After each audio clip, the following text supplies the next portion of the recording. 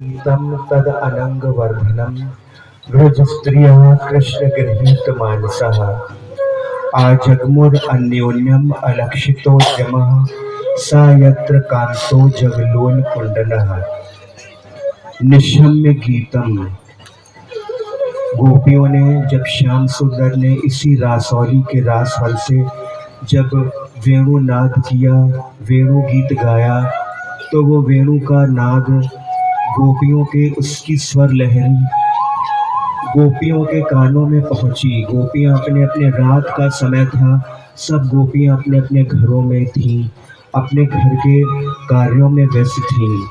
कोई घर में जो विवाहिता थी अपने पतियों को भोजन करा रही थी, सास ससुर को, संबंधियों को उनके भोजन करा रही थी। कोई गौदोहन कर रही थी, गाय का दूध दुह रही थी। लिखा है कोई तो लपसी आदि तक पका रही थी, भोजन बना रही थी। कुछ अपने बच्चों को दूध पिला रही थी और कुछ गोपियां अपना श्रृंगार भी कर रही थी, कुछ स्वयं भी भोजन कर रही थी। लेकिन जैसे ही श्याम सुंदर ने उनका नाम लेकर पुकारा इस वेणु के माध्यम से, तो उसको सुन करके, और ये गीत था, वेणु गीत, और कैसा गीत था। सुखदेव जी कह रहे हैं तद अनंग वर्धनम, मतलब अनंग का शाब्दिक अर्थ होता है काम, लेकिन ये समझना चाहिए कि ये विशुद्ध प्रेम राज में चैतन्य महाप्रभु कहते हैं कामेर प्रेमेर बहुत अंतर, काम अंधतम प्रेम भास्कर, निज इंद्रिय सुख वांछा हेतु काम तो प्रबल, और कृष्ण सुख वांछा हेतु प्रेम तो प्रबल। तो काम और प्रेम में बहुत अंतर है। विशुद्ध प्रेम की ये लीला है, इसको कहा जाता है, गोपियों के प्रेम को काम के रूप में कहा जाता है, लेकिन विशुद्ध प्रेम है। तो ये जो भगवान श्याम सुंदर का जो वेणु गीत था, ये गोपियों के कृष्ण के प्रति प्रेम को बढ़ाने वाला था।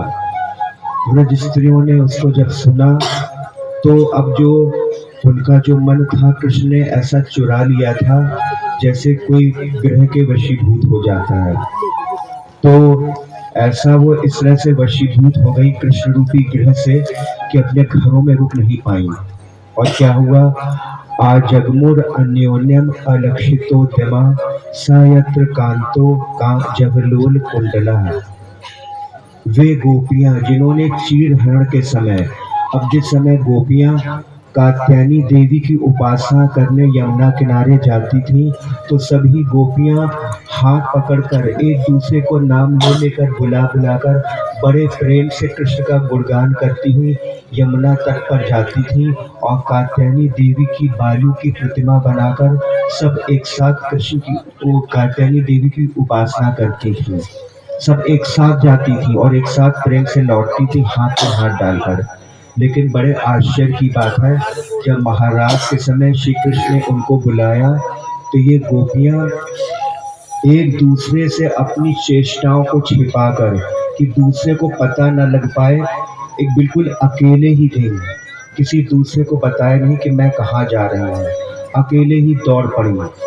कहाँ दौड़ गई, जहाँ उनके प्रियतम श्याम सुंदर थे, और इतने वेग से वो दौड़ी कि उनके कानों के जो स्वर्ण कुंडल थे वो बड़े जोर से हिल रहे थे।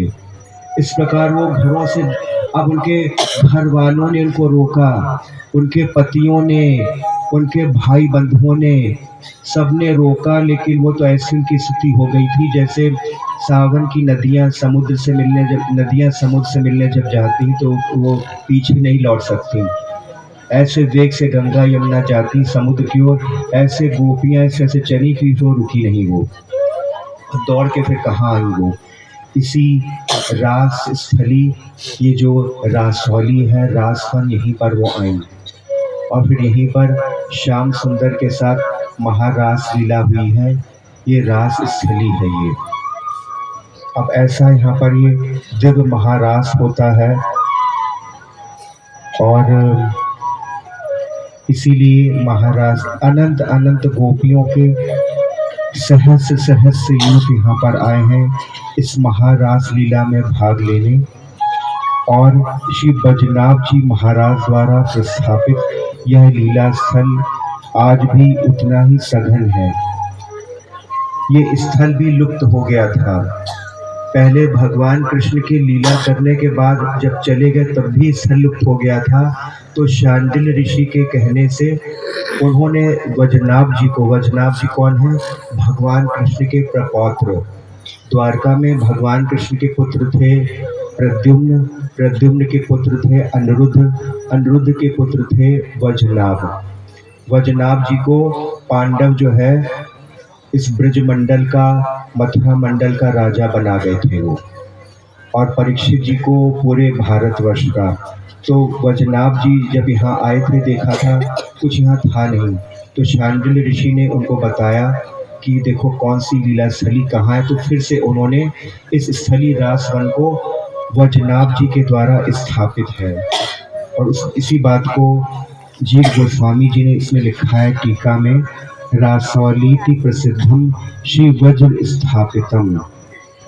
तो वज्रनाभ जी के द्वारा स्थापित किया गया स्थल रासमंडल, लेकिन फिर से ये लीला काल से, कलयुग के प्रवाह से फिर से लुप्त हो गया।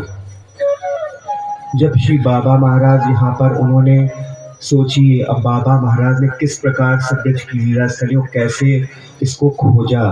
तो जब बाबा ने पढ़ा सबसे पहले जीव गोस्वामी की इस मतलब तोषणी टीका में, तो बाबा ने सोचा स्थल खोजना चाहिए कहाँ पर है।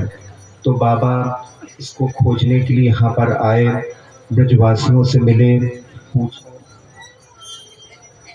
हाँ, तो ब्रजवासियों से पूछा।